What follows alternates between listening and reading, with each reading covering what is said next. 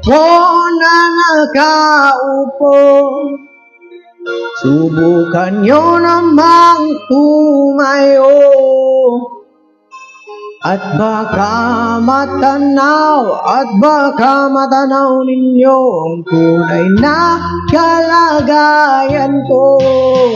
Ganito kasi yan, tao po, nandiyan po ba kayo sa loob ng malaking bayak, malawak na bakuran, mataas na pader, pinapaligiran, at nakapilang mga mamahaling sasakyan, mga bantay na laging bulong ng bulong, wala namang kasal pero marami yung nagkabarong. Lumakas ba ng ulan, may walang butas ang bubong, mga plato at kutsara na hindi kilala ang tutong at ang kanin ay simputi ng gatas na nasa kahon, at kahit na hindi Pasko sa lamisa ay mayamo. Masarap siguro manirahan sa bahay na ganyan, sabi pa nila ay dito mo rin matatagpuan ng taon na nagmamay-ari ng isang upuan, na pag may pagkakatao'y pinag-aagawan, kaya naman hindi niya pinakakawalan. Kung makikita ko lamang siya ay aking sisigawan. Kayo po na nakaupo, subukan nyo namang tumayo,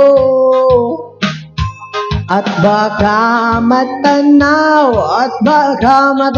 ninyo ang tunay na kalagayan ko.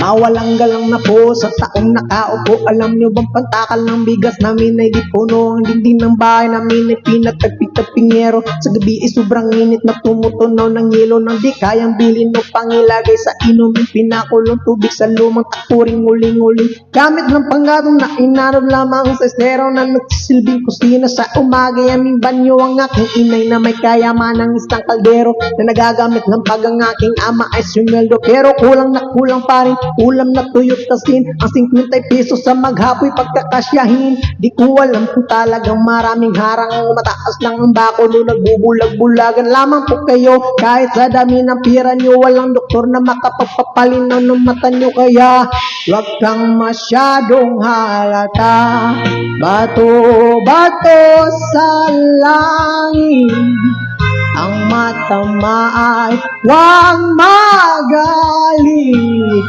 bato-bato sa langit, ang matamaan ay wag masyadong halata. Wag kang masyadong halata, wag kang masyadong halata, wag kang masyadong halata, wag kang masyadong halata. Kurap.